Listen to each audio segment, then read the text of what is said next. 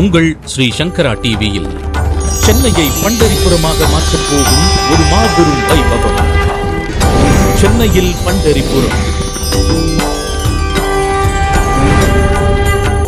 தொடர்ந்து 3வது வருடமாக சென்னையில் பண்டரிபுரம் கொண்டாடுவதில் பெருமிதம் கொள்கிறது சங்கரா தொலைக்காட்சி.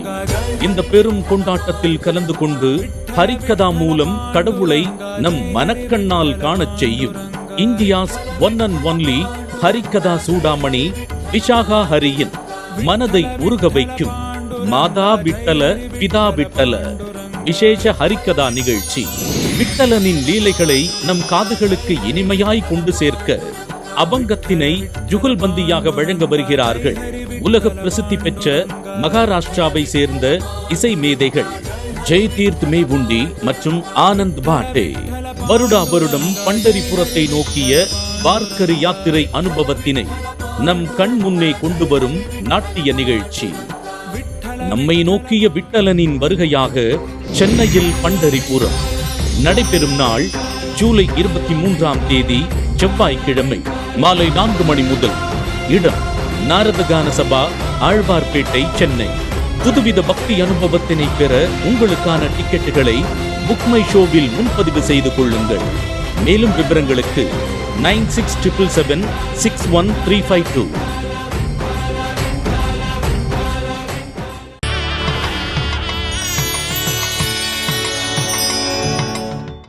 ஸ்ரீ சங்கரா டிவி நேயர்களுக்கு வணக்கம். இன்று ஜூலை மாதம் 18ஆம் தேதி வியாழக்கிழமை. இந்த நாளுக்கான 12 ராசிகளுக்கும் பலன் மற்றும் பரிகாரத்தை பார்க்கலாம். மேஷ ராசி நேயர்களுக்கு பரணி கிருத்திகா நட்சத்திரக்காரர்களுக்கு சந்திராஷ்டம தினமாக அமைகிறது. ஆகையினால் எந்த விதமான ஒரு முக்கிய முடிவுகளையும் எடுக்காமல் இருப்பது நல்லது. 2 சக்கர வாகனத்தில் செல்லும் பொழுது கவனம் தேவை. 6ஆம் இடத்தில் இருக்கக்கூடிய கேது பகவானின் சஞ்சாரம் தன லாபத்தை கொடுக்கும். பங்கு சந்தையின் முதலீடுகள் இன்று உங்களுக்கு நன்மையை தரும். ஆடி மாதத்தில் இருக்கக்கூடிய இந்த வியாழக்கிழமை பூமி சம்பந்தப்பட்ட பிரச்சனைகள் இருப்பவர்கள் இன்றைய நாளில் வராகரை பிரார்த்தனை செய்ய இந்த பிரச்சனைகள் உங்களுக்கு தீரும். ரிஷபராசினியர்கள் இன்று நாள் முழுவதுமே ரிஷபராசினியர்களுக்கு அலைச்சல்கள் அதிகம் இருக்கும்.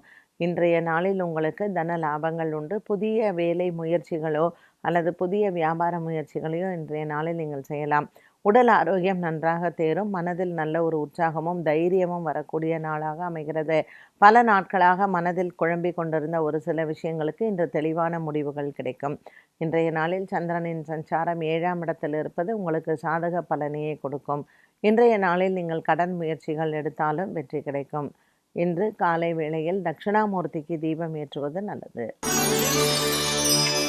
மிதுன ராசி அன்பர்கள் இந்த நாள் முழுவதுமே மிதுன ராசி அன்பர்களுக்கு நல்ல ஒரு உற்சாகத்தை தரக்கூடிய நாளாக இருக்கும். கொடுக்கல் வாங்கல் ஆகிய விஷயங்களில் சற்று கவனம் தேவை. குடும்பஸ்தானத்தில் இருக்கக்கூடிய புதன் சுக்கிரன் உங்களுக்கு குடும்ப அமைதியும் குடும்ப ஒற்றுமையையும் கொடுப்பார். பல மாதங்களாக இருந்து வந்த போராட்டங்களிலிருந்து உங்களுக்கு விடுதலையும் மன நிம்மதியும் ஆறுதலும் கிடைக்கும். வண்டி வாகனங்கள் வாங்குவது மாற்றுவது சாதகமாகவே அமைகிறது. மிதுன ராசி நேயர்கள் வியாழக்கிழமையான இன்று ஆஞ்சநேயரை வணங்கலாம். கடகராசி நேயர்கள் இன்று நாள் முழுவதுமே கடகராசி நேயர்களுக்கு நல்ல ஒரு உற்சாகமான நாளாக இருக்கும். இன்று பல மாதங்களாக இருந்து வந்த திருமண பேச்சுவார்த்தைகளோ அல்லது திருமணம் சார்ந்த விஷயங்களுக்கோ நல்ல ஒரு தெளிவான முடிவெடுக்கக்கூடிய சூழ்நிலைகள் உருவாகலாம். இன்றைய நாளில் அது ஆடி மாதமாக இருந்தாலும் கூட பேச்சுவார்த்தைகள் செய்வதில் தவறில்லை. இன்று விநாயக பெருமானின் அருளோடு நாளை தொடங்க கடகராசி அன்பர்களுக்கு குடும்பத்தில் இருக்கக்கூடிய சிக்கல்கள் விலகும். சிம்மராசினியர்கள் இந்த நாள் முழுவதும் சிம்மராசினியர்களுக்கு அலைச்சல்கள் இருக்கும். 2 சக்கர வாகனத்தில் செல்பவர்கள் கவனம் தேவை. சிம்மராசினியர்களுக்கு 4ஆம் இடத்தில் இருக்கக்கூடிய சந்திரனின் சஞ்சாரம் புதிய நண்பர்களின் அறிமுகங்கள் உங்களுக்கு நன்மையை தரலாம். கடன் தொல்லைகள் மற்றும் பண விவகாரங்கள் கொடுக்கல் வாங்கலில் உங்களுக்கு நல்ல ஒரு முன்னேற்றமான நாளாக அமையும். சிம்மராசினியர்கள் வியாழக்கிழமையான இன்றைய நாளில் விநாயகரையும் முருகப்பெருமானையும் வணங்க கஷ்டங்கள் தீரும். கன்னிராசினியர்கள் இந்த நாள் முழுவதுமே கன்னிராசினியர்களுக்கு மன நிறைவான நாளாக இருக்கும். லாபத்தில் இருக்கக்கூடிய கிரக சேர்க்கைகள் உங்களுக்கு நல்ல ஒரு முன்னேற்றத்தையும் லாபத்தையும் தருவதாகவே அமையும். கன்னிராசி அன்பர்களுக்கு கொடுக்கல் வாங்கலில் இருந்து வந்த பிரச்சனைகள் மற்றும் பல மாதங்களாக மனதளவில் இருந்து வந்த சில மன கிளேசங்களும் தீரும். இன்றைய நாளில் இந்த கன்னிராசி அன்பர்களுக்கு நீண்ட நாளாக இருந்து வந்த குடும்ப பாரங்கள் மற்றும் குடும்பத்தில் இருக்கக்கூடிய சொத்து பிரச்சனைகளும் பேசி தீர்க்கலாம். துலாம் ராசி அன்பர்கள், இன்று வழக்குகள் விசாரணைகள் இருப்பின் அது உங்களுக்கு சாதகமாக முடிவடையும். புதிய கடன் முயற்சிகள் வெற்றியை தரும்.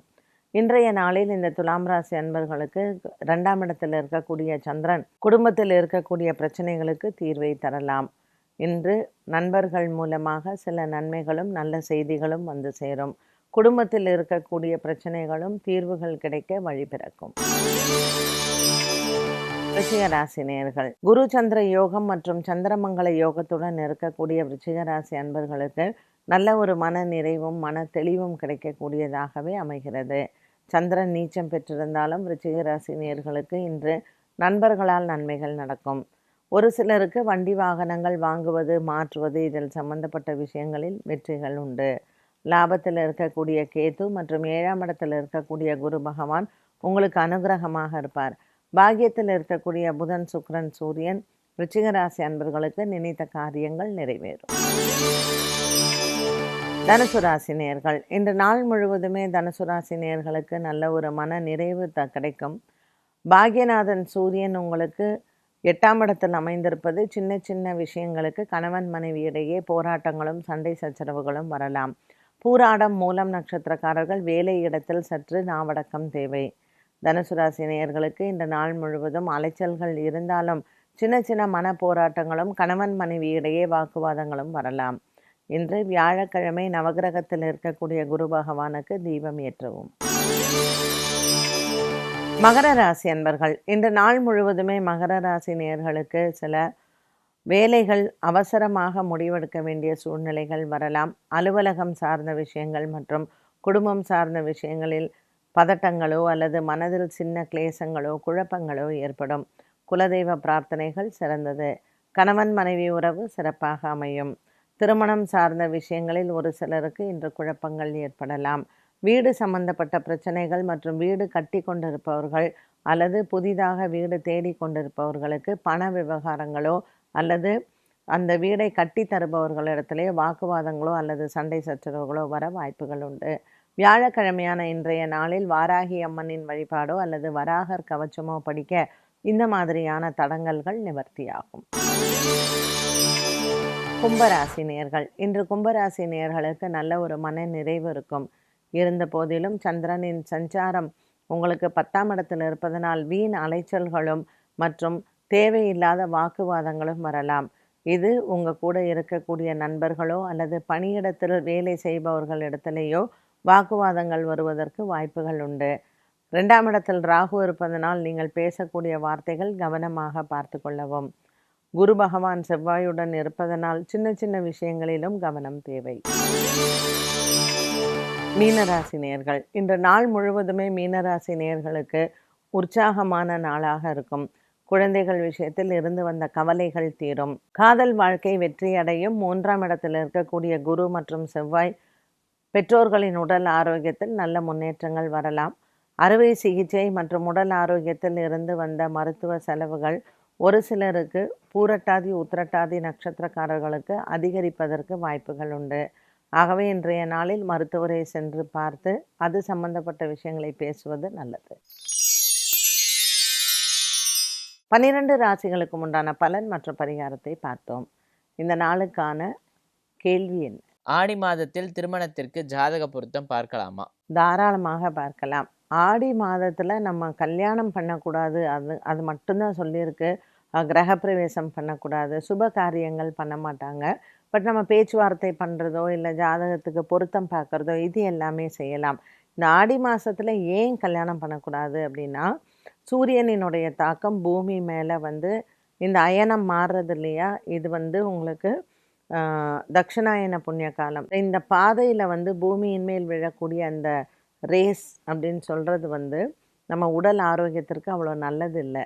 அதனால தான் ஆடி மாதத்தில் பார்த்திங்கன்னா மண்ணெல்லாம் புதுப்பிச்சு புதுசாக விதை விதைச்சு ஆடி பட்டம் தேடி விதைன்னுவாங்க. அதனால் மண் சம்மந்தப்பட்ட எல்லா விஷயமுமே இந்த ஆடி மாதம் தான் வந்து செய்வாங்க. உடலில் நமக்கு இருக்கக்கூடிய நம்ம சயின்டிஃபிக்காக சொல்லணும் அப்படின்னா நிறைய ஹார்மோனல் இம்பேலன்சஸ் இருக்கும். அப்போது ஒரு புதுசாக கல்யாணம் ஆனவங்க ஒரு தம்பதி வந்து ஒரு குழந்தை அந்த பொண்ணுக்கு வந்து உருவாச்சு அப்படின்னு சொன்னால் சத்தான குழந்தை உருவாகாது. அதுக்காக இந்த மாதிரி எல்லாம் வச்சுருந்தாங்களே தவிர திருமண விஷயங்கள் பேசக்கூடாது, இல்லை கல்யாணத்துக்கு பொருத்தம் பார்க்கக்கூடாதுன்னு ஆடி மாதத்தில் சொன்னது கிடையாது. தாராளமாக பண்ணலாம். என்ன நேயர்களே, இன்றைய சுபதினம் நிகழ்ச்சி அனைவருக்குமே ரொம்ப பயனுள்ளதாக அமைந்திருக்கும். மீண்டும் சந்திக்கும் வரை நன்றி, வணக்கம்.